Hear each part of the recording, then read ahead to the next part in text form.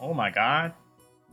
Welcome back. Welcome back to We're to- stuck in the fucking airport still. yeah, you go from airport to airport, big guy. That's how it works. Let me out. Anyway, we have tips to read. That we do. We do. Just start with Ava. Yeah, just right to left. Or sorry, left to right. Yeah, that one. Ushiromiya Ava, Kenzo's second child. She is hostile towards her brother Kraus and opposes him whenever she can, from issues dealing with the family fortune to the question of who will succeed the family headship. Normally she would have lost her place in the Ushiromiya family register upon her marriage, but she managed to forcibly overcome this by having her husband take her family name. Ushiromiya Hideyoshi, Ava's husband. He took his wife's name upon their marriage and became a member of the Ushiromiya family. He therefore does not possess the spiteful genes passed down through Ushiromiya family members, and his bright smile is very refreshing at the family conferences. He started his business from scratch, and now works as the president of a medium-sized restaurant chain. This chain seems to be growing and performing extremely well.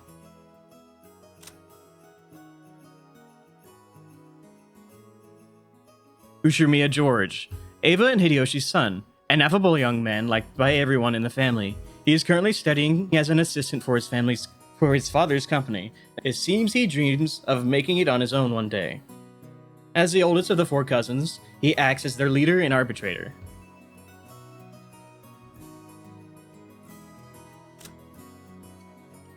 Ushiromiya Rudolph, Kinzo's third child. Along with his sister Ava, he intends to make his voice heard during the family conference to prevent their oldest sibling, Kraus, from keeping all their father's wealth to himself. Fucking Rouse. overflown with spit there. Gross. It's because Kraus was mentioned. Sure was. His former wife Asumu passed away 6 years ago, and he married his current wife Kirie shortly after that. Her name is mentioned right here. What do you know? Yeah, Asumu mentioned. Ushiromiya Kirie, Rudolph's second wife. She had already worked alongside him for some time before the death of his first wife, at which time she openly took the position of his wife. She had served as Rudolph's right hand in several shady pieces of business, guiding them to success. She is quick thinking and well trusted by her husband.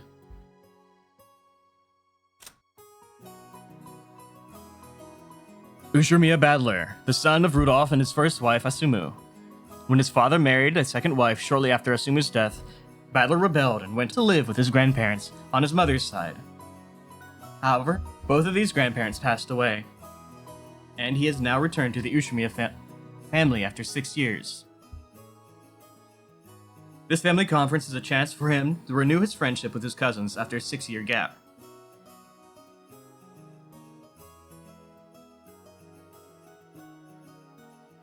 I don't know how the fuck I swallow so much air in doing this. Big air guy. Ushiromiya Rosa, Kinzo's fourth child. She is by far the youngest of the four siblings. It seems that this gives her a weaker position at the family conference. She manages a design company, but she has yet to start taking it seriously, and its financial situation is far from favorable. It really doesn't surprise me about Rosa, you know? You know what I mean? Yeah, I know what you're saying. Ushiromiya Maria, Rosa's daughter.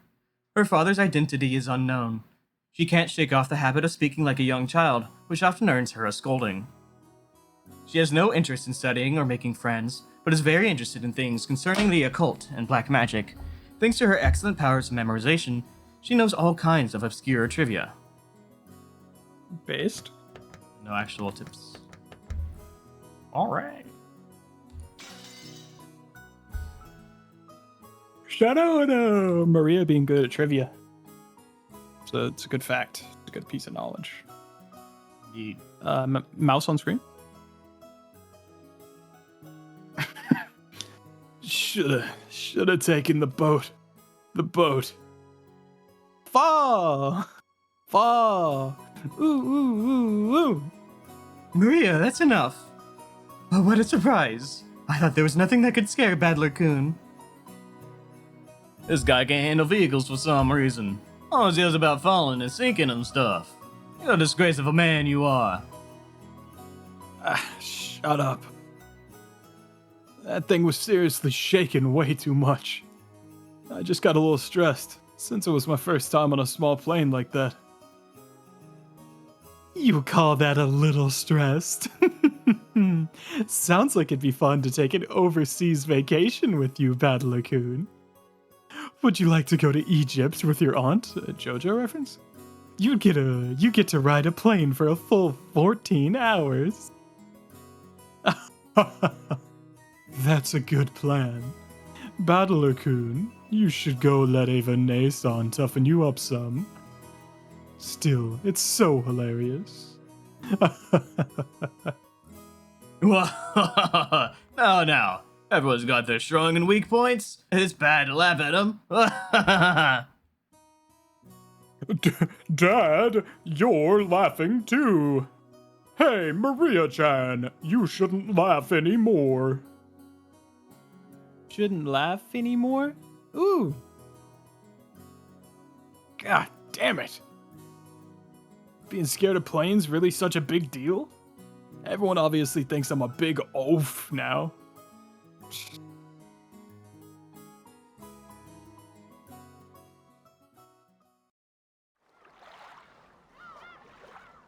Dude, Battler's oaf maxing. We split up and took separate taxis from the airport to the harbor. From there on, we would be taking a boat to the island. The islanders are right next to each other, so the distance of the trip wasn't that great. By boat, it was a leisurely 30 minutes to the island. When we reached the pier where the boat to the island was anchored, we saw a figure waving at us. Yarhar! It's not gonna be him. The pirate goat is not here right now. What the fuck was her voice? I believe in you. Rough and tumble. Rough and tumble. It's kind of the Deku voice. It's like Okamura and Tomita kinda is what it is. Yeah, but like morphed into one. Morphed into Jessica. If they like Tomakura. If they like fusioned and they turned into Jessica, that's what she is. like Fusion Ha style? Yeah, or? Totally. Somehow that's what happens. I think that's true. Why do her eyes look so empty? Everything about the pachinko sprites looks awful, dude. They're all so bad. We didn't even show off how fucking awful what's her face looks, Kitty looks. George Nissan, it's been so freaking long. Jessica-chan, it's been a year since I saw you. You've gotten taller, haven't you? Don't give me that. It's embarrassing when you say it every year. Is this... Yeah, Battler, yeah. Hey, Nikki, you gotta be kidding me. Is that really Jessica? Wait a sec. George, is this big guy Battler? We both stared at each other. She definitely didn't look like that in my memories, but I do remember her crazy way of talking. Yo, Jessica. What's this now? You're kidding me. You look like a woman now. What are these, boobs? Even you managed to get a chest. Let me rub them. Let me. Don't screw around with me. I'm a blushing flower of 18. Of course my hair grew longer and I got these. What, you think I got boobs just to get fondled by you, loser? And speaking of you, sure you got all ridiculously huge, but did you get a bit stronger too? Yeah, don't screw with me. I'll show you how much training I've done since back then. You're pissing me off. I'll beat you at your own game. This headstrong girl's name is Japanese. She was born under the same unlucky star as me, sharing the same kind of weird name. What a fucking What's guy. up? What's up, Tyler? Very, very funny bit. It's giving bullet prefecture, you know what I'm saying? Her name is Japanese. Dude, me when I'm in Japan? It's like a true statement every time you say it, but also it's fucking retarded. She was born under the same unlucky star as me, sharing the same kind of weird name. Anyway, Japanese is pronounced Jessica. She's Dad's older brother's daughter. Oof, that was a tough one. That was a hard one. Oh, almost didn't live that one. The older brother happens to be the oldest son of the Ushiromiya family. So for now, it means Jessica's the direct family heir. Since Jessica and I are the same age, sometimes had a little... What? And sometimes. Oh, since Jessica and I are the same age, and sometimes had a little boy-girl squabbles with each other. We've always been used to fighting and joking around together whenever the relatives are together. Relatives gather. Jessica grew more quickly, so she always had me beat in terms of size and physical strength. When we scuffled in the contest of strength, it usually went Jessica's way. So even though I realized I'd grown bigger, part of my mind was still convinced that I couldn't beat Jessica. Whoa, what are you getting all serious for? Ow. Hey, this is nothing. Jessica, you've gotten weak. Shut up. I'm a girl, so of course I couldn't beat a guy with physical strength forever, right? Well, you got a point there. The meat I put on my arms all went to your chest. I fucking karma paddler. It looks like it'd be a pretty even test of strength between my arms and your boobs, don't you think? I told you, my boobs aren't for you to feel up.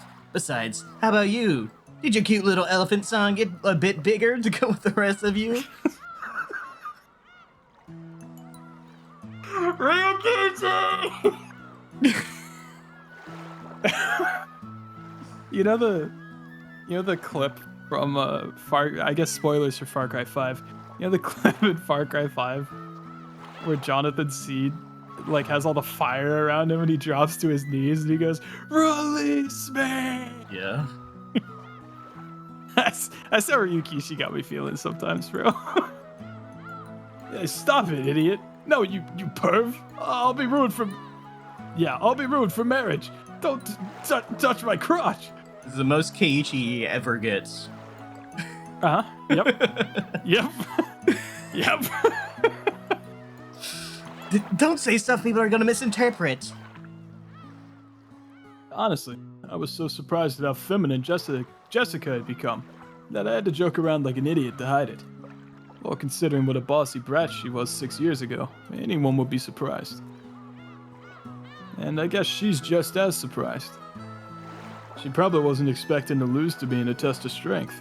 After losing that easily, she must have been shocked at how much I've grown in the past 6 years. 6 years ago. Did you know it was 6 years? Once again, I'm being shown of just what a huge gap it was. Crap. Total defeat. It's like I'm no match for you anymore. That's not true. Even Battler-kun must have his weaknesses. Right, Maria-chan? Ooh, Faaall. Shh, cut it out, Maria. Let's keep that a secret, okay? Faaall? The hell are you talking about? Sorry. Oh, that's Battler. Oops, my bad. Sorry. There's no chance you'll see that weakness of mine now. After all, the nightmare plane trip is already over and done with. Only thing left is a nice quiet splash into the boat ride. I never thought I'd start loving that piece of junk boat this much. Huh? George Nissan, is there something wrong with his head? Yes. You'll understand soon. Very soon. At that time, I didn't get what Aniki meant by that big smile. I like voicing George like a freak. It's because he's so normal. When you make him sound like a freak, he sounds like a freak. What are you trying to imply here, Tyler? Are you saying that I might be able to change the nuance of his dialogue by making him sound like a freak? What's that gag when the what she was saying sounds a lot different when you say it plainly in court. What that fucking comedian? I think there's some like comedian skit like that. There's also the picture that people will post, or that one guy posted, where he said some shit. He posted on Twitter and like posted a picture of the White House and like him making a quote unquote bomb. And he was like, I'm gonna blow up the White House. And then it's the picture of the printed out tweet with like someone in a suit in the background. And he goes, damn, they're right. This shit does look bad on paper. Damn, there's layers to that one. What have we here? Oh, Battler-san, how big you've grown. Yeah, who is it this time? It's an old lady with an apron. Oh, yeah, that takes me back. I remember now. You remember her, right? It's Kumasawa-san, the servant. I can never forget you, Kumasawa-ba-chan. After all, you haven't aged a bit in these past 6 years. If anything, I'd say you're looking younger than ever. Oh, ho, ho, ho. But lately, my skin's been getting quite smooth and silky. And look, hasn't my chest grown bigger as well? How'd you like a little feel? Yeah, you're kidding, right? My breast fondling is strictly limited to bouncy girls. Oh, I was quite bouncy in my youth. Don't be shy, fondle to your heart's content. See, now Kumasawa, she's funny. She gets it. She's funny. Give me a break. It's girls I'm looking for, not grannies. The jokes I cracked about Jessica were being turned against me. Come to think of it, Kumasawa has always been the type to tease people. Kumasawa-san, stop that now. People with one foot in the coffin shouldn't jump around. To sport with the young is the most rejuvenating medicine. Oh, ho, ho, ho. It's rare for you to come pick us up, Kumasawa-san. I wonder what's gotten into you. Usually your lumbago kicks in whenever someone gives you a job to do. Ho, ho, ho, Eva-sama, you're as harsh as ever. I found myself with some urgent purchases to make, and while I was at it, I thought I would come welcome you all. Although it does give a bad impression if the one waiting to greet you is the decrepit old woman. Ho, ho, ho, ho. Aunt Eva spoke sarcastically, but Kumasawa-ba-chan's years of experience were nothing to sneeze at. She was more than capable of smoothly and coolly deflecting that comment. Well, it feels bad to say it, but old Kumasawa-ba-chan might be past her prime as a servant. She might act as though she's in good health, but between the headaches and her lumbago, her body's wearing out. Lumbago, not lumbago. Lumbago. To tell the truth, the very fact she's still working is impressive. How old is she this year again? She must be pushing 80 at least. It's incredible that she's still able to act so cheerily. You just seem to get more and more lively. Oh, that's right, here you are. It's the tea I told you about before. Look, I brought you some. Please do try it later on. Rosa took a souvenir bag out of her suitcase. To think she remembered a promise that she'd apparently made last year and faithfully bought it. This sort of thoughtfulness was just like Aunt Rosa. She wasn't the kind of person who would forget or break a promise.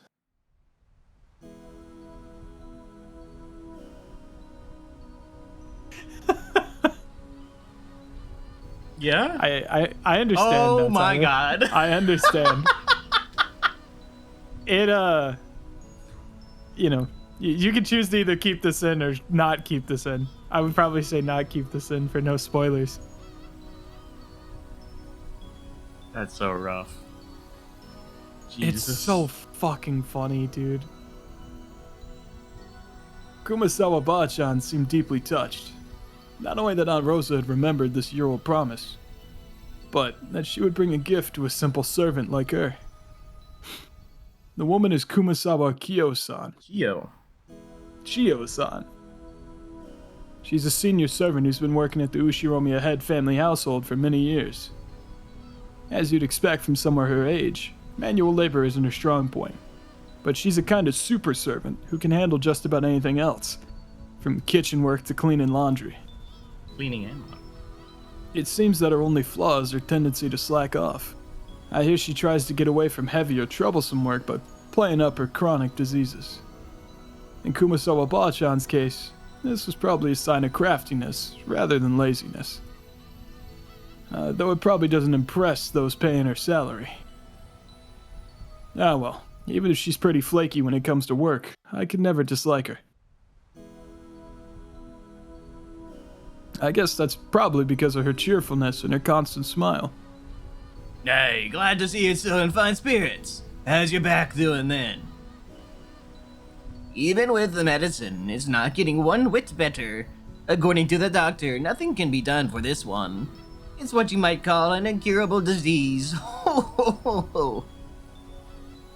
Anyway, Jessica-chan just keeps getting prettier. The thing she takes after Nazi, son.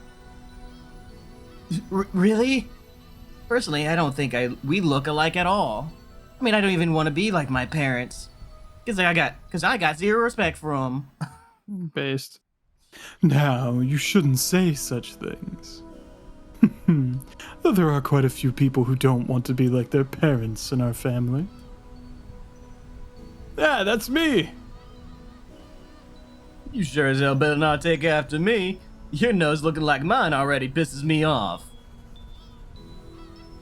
What are you talking about? You're surprisingly alike. You and father. Come on, you can't be serious. Just how am I like that? No. What? What? My assumption was that this was fucking about him and Kenzo because Kirie said father, but maybe I'm tripping.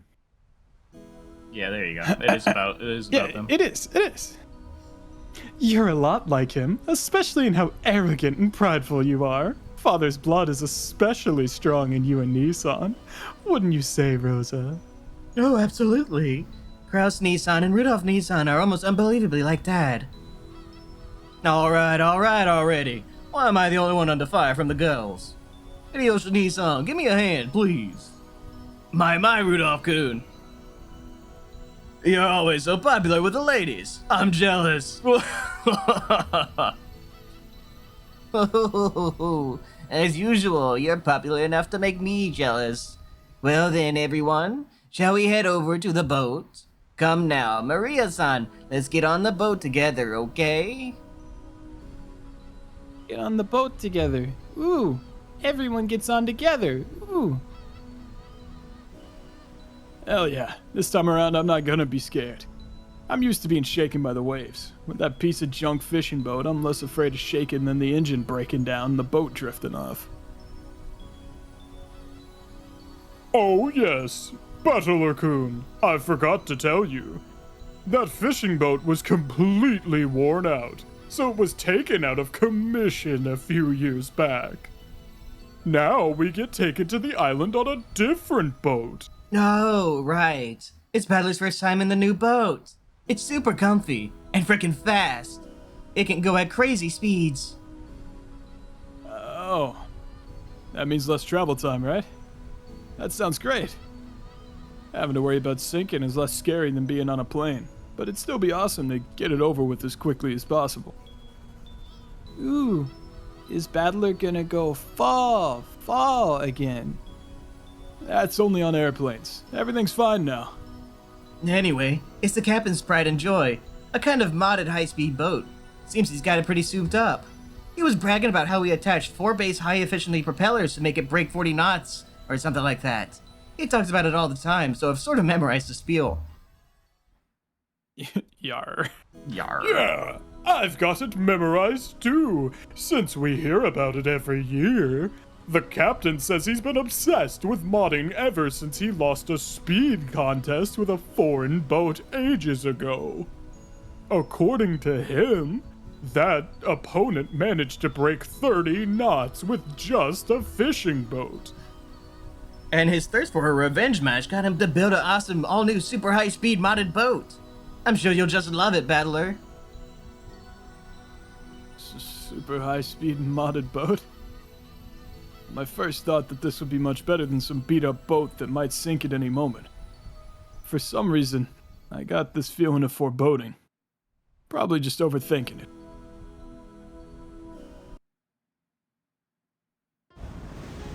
Battler fucking dies.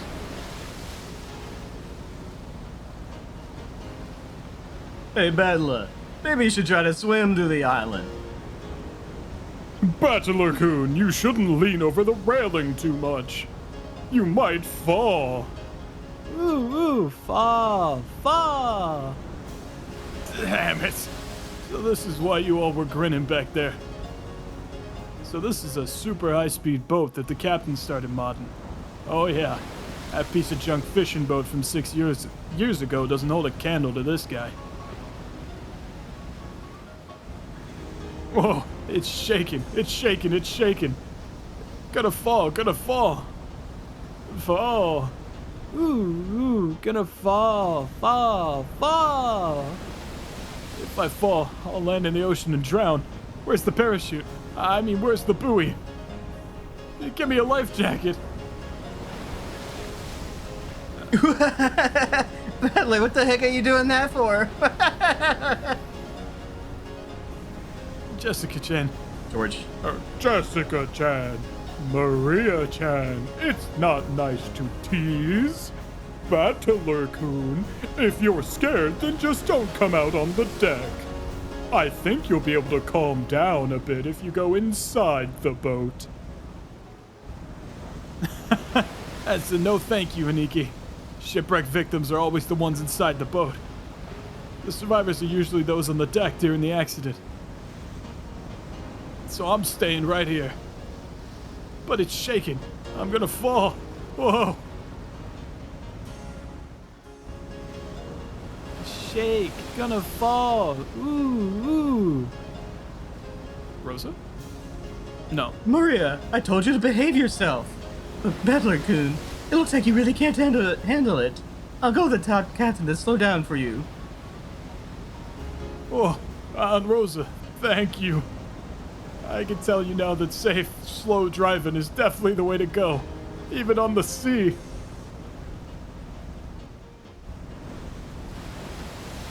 Hideyoshi, I think? No. Nope. Rudolph? Yeah, Rudolph. I don't do that, Riz. No, it's Or is it Ava. Kitty? It's Ava. Is it Ava? Yeah. Okay. Alright. Don't do that, Rosa. Trials and tribulations are important for young men.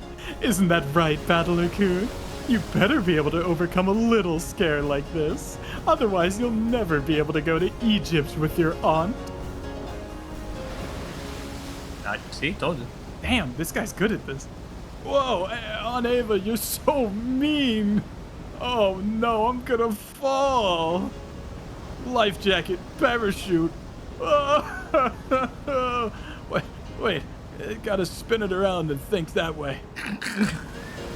What's the enemy aiming for? Is he doing this to scare me? That's what he's aiming for. Too bad. Like hell I'll be scared. But no, I'm gonna fall. Battler chessboard thinking? Based? After I made a huge fool of myself for a while, Aunt Rosa had a talk with the boat captain, and he slowed down to a more manageable speed for me. That's a bit better. Thought I was gonna die earlier. Apparently the max speed I can tolerate is extremely slow. But that just now was completely insane.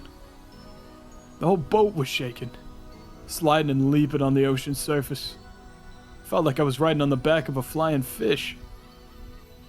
Jessica was still guffawing at me as I leaned against the railing, tired and disheartened. I lost in that strength contest earlier, but I'm glad to know I'm no worse off where it really counts. But seriously, Damn it. Go ahead and laugh. One of these days, I'm gonna find your weakness and get back at you. Then your boobs will be mine to squish.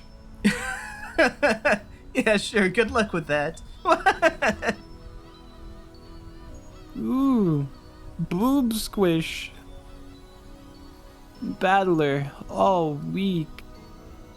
Yeah, battler all week. I want to die on land, not in the ocean or the sky. Maria was patting my back, so I patted her head in return.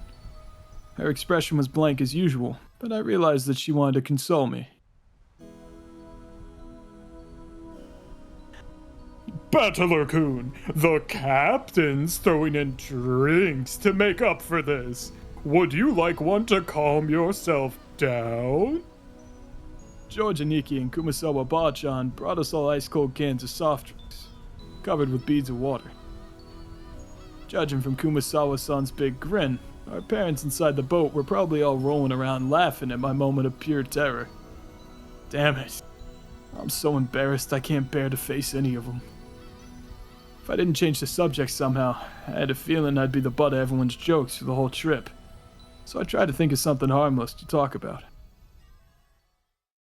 Hey, Jessica. How are Uncle Kraus and Aunt Natsui doing? My old man and mom? Unfortunately, they're fine. Though every other word out of their mouth is study, study, which pisses me off. I'm so jealous since it doesn't look like Uncle Hideyoshi, Uncle Rudolph would say some stuff like that. Oh no. Before I had my exams, my parents kept pressing me all about it, over and over. I thought it was annoying then, but I'm grateful now. Ha!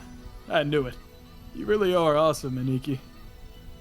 Anyway, I have to look after myself. No one tells me what to do. Well, not like I'd listen if they did. Battler-san, have you still not returned to your parents' home? Well, I kinda go back now and then. I've got lots of clothes and stuff left at the house I was living in until recently. Ooh, Battler has 2 houses? Something like that. Why? Why do you have 2 houses? Ooh.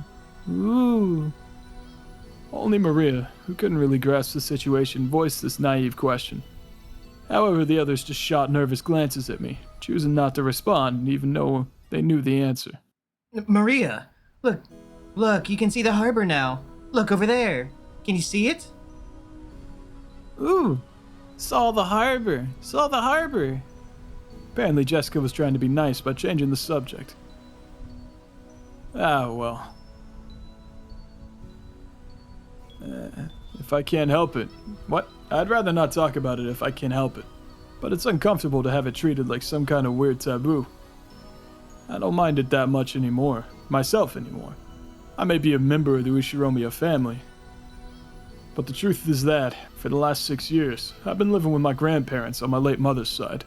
I've even been using her family name. When those grandparents passed away, one after the other, I basically had no choice but to go back and live with the old bastard. Don't get me wrong, I didn't just run away from home or anything like that. The only one at fault here is my dad.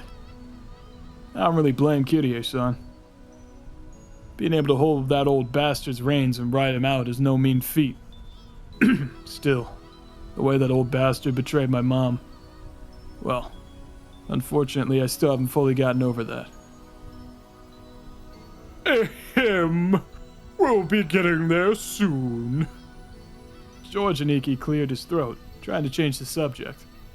Please forgive my indiscretion. It seems this old woman has said too much already. If I have hurt your feelings.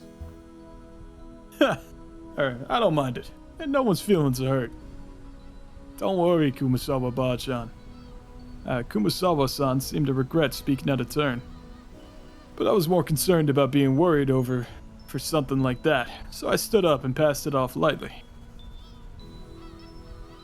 After that, I had a sip of my drink and headed over to Maria and Jessica, who were gazing at the silhouette of the island. Ooh, Battler, I saw the island, saw the tree, there. No. What? No tree word. The tree is not said there at God. all.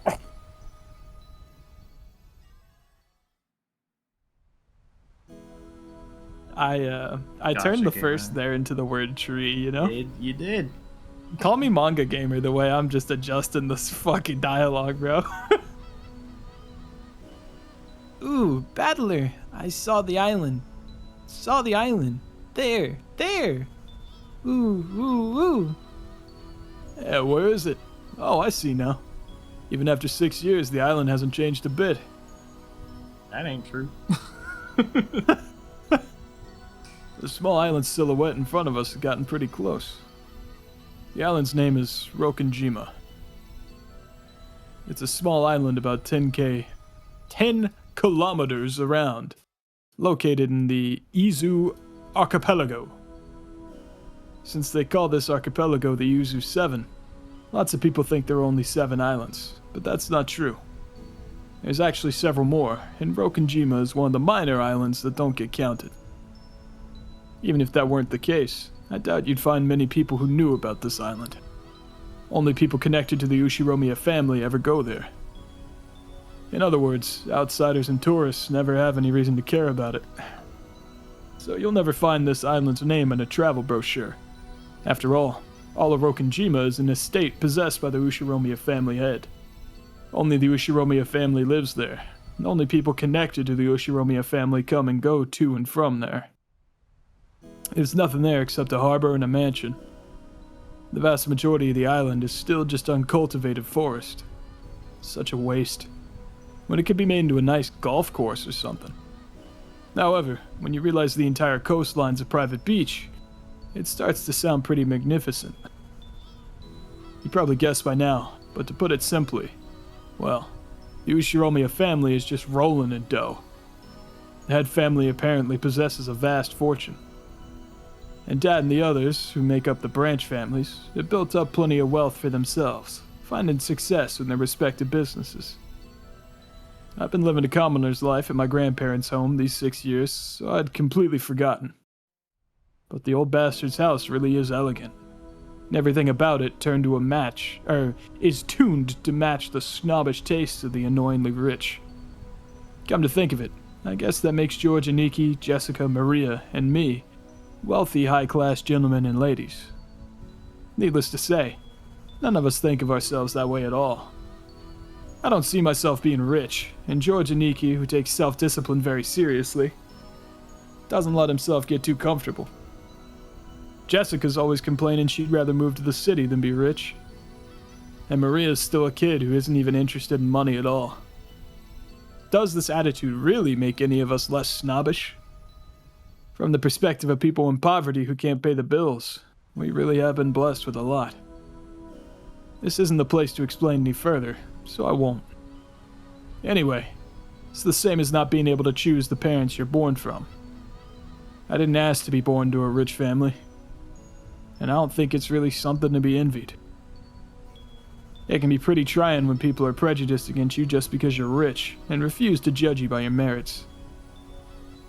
As I pondered these sentimental thoughts, Maria started shouting and leaned over the railing.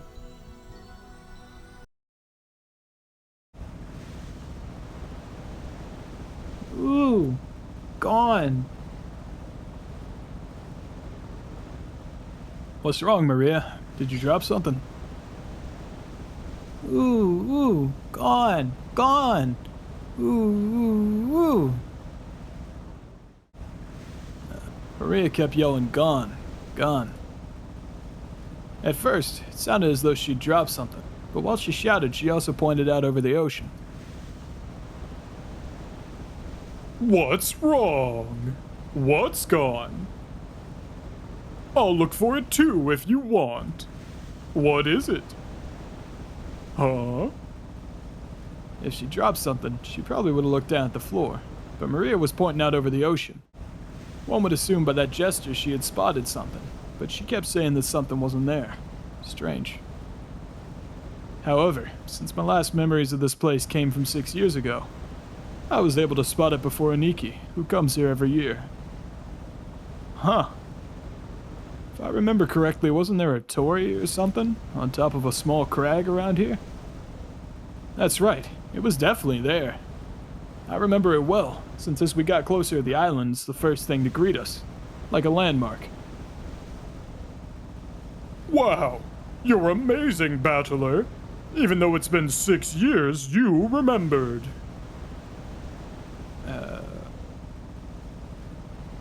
It was here, wasn't it? I remember too. The tutelary god's shrine and that torii-like thing were standing all alone on that crag. And now that you mention it, they are gone, aren't they? I'm pretty sure they were still there last year.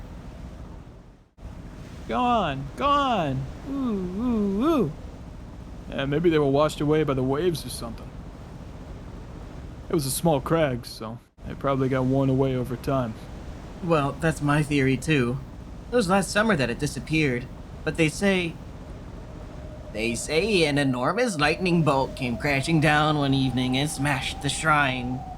The fishermen whisper that having a thunderbolt fall upon an honored tutelary god must be a portent of approaching misfortune. Kuwabara, Kuwabara. Kumasawa-san smiled impishly, as if teasing us, rubbing her hands together while intoning a Japanese phrase meant to ward off lightning. However, Maria apparently took this seriously, and stared fixedly over the ocean to where the crag housing the shrine god was supposed to be.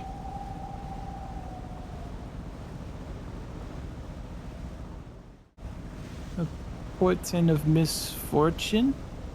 Ooh. Enough, Kumasawa-san. Maria isn't old enough to get that kind of joke. It's okay, Maria-chan. It's just a coincidence. Nothing scary's gonna happen. George Aniki put a hand on Maria's shoulder to calm her down, but Maria's sharp-eyed expression didn't waver.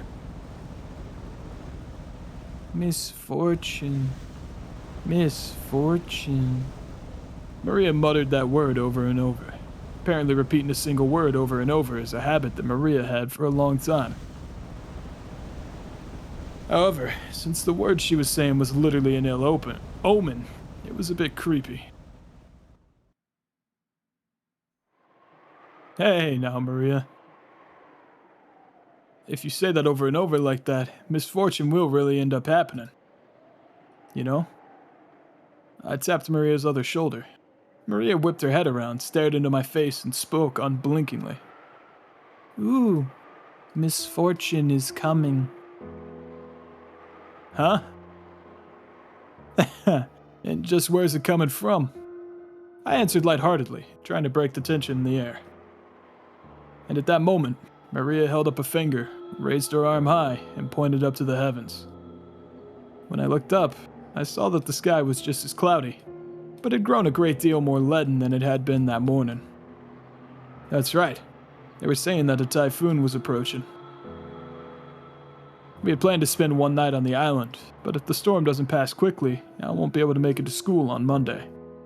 Well, guess it makes a pretty good reason to be absent. Ooh. She apparently sensed some kind of misfortune in this cloudy sky. She's been muttering that non-stop for a while now. Girls at Maria's age tend to be very impressionable. She's just about the age that many girls start to get excited about sixth senses, and whether they have any psychic potential and stuff. For all we know, this might be due to her childish, sensitive nature.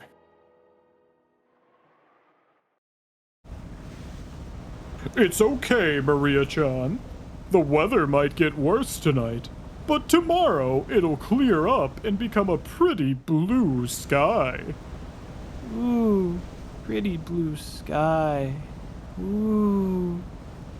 That's right. By tomorrow, it'll be a pretty blue sky. There's no rain that doesn't end, and no clouds that never clear. Ooh, rain that doesn't end. Clouds that never clear. Ooh. I know the typhoon's coming, but soon it'll go away. It'll be okay, Maria. Ooh. Ooh. Ooh, ooh, ooh. Ooh, ooh, ooh. Maria started yelling ooh, ooh. It looked as though she was having a tantrum, because no one could understand what she was trying to say. What in the world is Maria trying so desperately to warn us about? Unable to understand her, we couldn't help but get a vague feeling of unease. I've heard that everyone can feel the supernatural, but that it weakens as you age. That might mean that Maria, the youngest one of us, still possessed some kind of sense that the rest of us had lost. I wonder if that sense is sending her a warning. At that moment, Kumasawa-chan quietly opened her mouth. Rumor has it that long ago, Rokenjima was... Kumasawa-san, let's not talk about that now. Just as Kumasawa-san was about to tell some kind of story, Jessica sharply interrupted her. Jessica's tone was extremely firm. For her. I wanted to push her further, just out of simple curiosity. But judging by the look on Jessica's face, whatever Kumasawa-chan was likely to say would probably make Maria even more uneasy. If I did try to press her for the story, the odds were pretty good that it wouldn't be anything bright and cheery. Oh, I do apologize about that. The wind here is hard to bear for the elderly, so if you would excuse me now. Gossipers have no reason to hang around after they've been told to stop chatting. When Kumasawa-san finally realized that she'd overstepped her bounds, she went back inside the boat.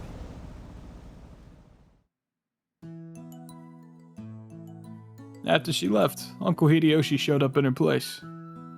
Since he'd arrived mid-conversation, he completely failed to notice the complicated atmosphere that hung about the scene.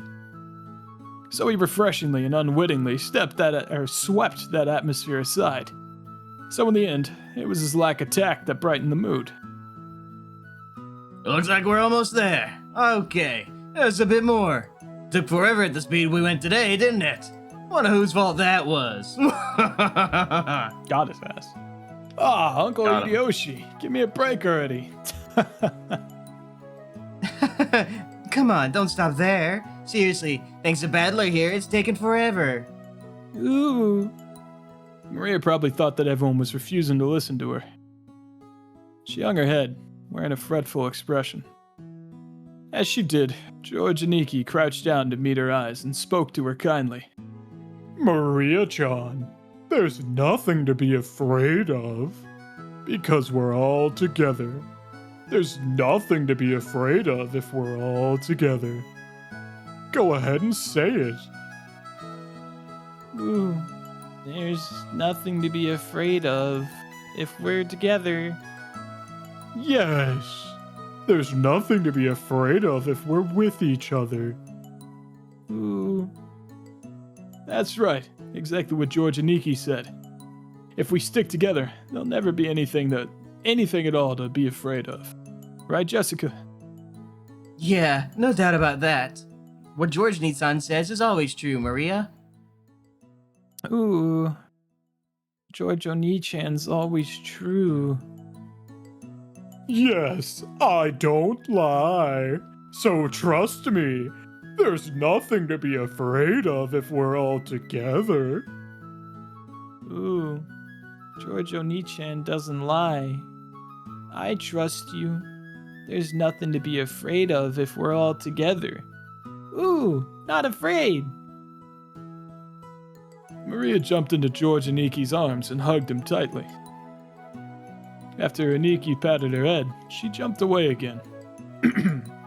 Her facial expression had undergone a 180-degree change, turning back to normal. She was once again the ordinary Maria. Ooh, there's nothing to be afraid of anymore because we're together. Ooh. Yeah, that's it. You look all better now. You're strong, and that's awesome. Ooh, I'm awesome. Hey now, what's going on here? Maria-chan didn't get seasick, did she? Hmm? Well, something like that. We'll be arriving soon. The harbor was already drawing near. All right. Next time, Maria fucking stabs George in the head. This is a true story.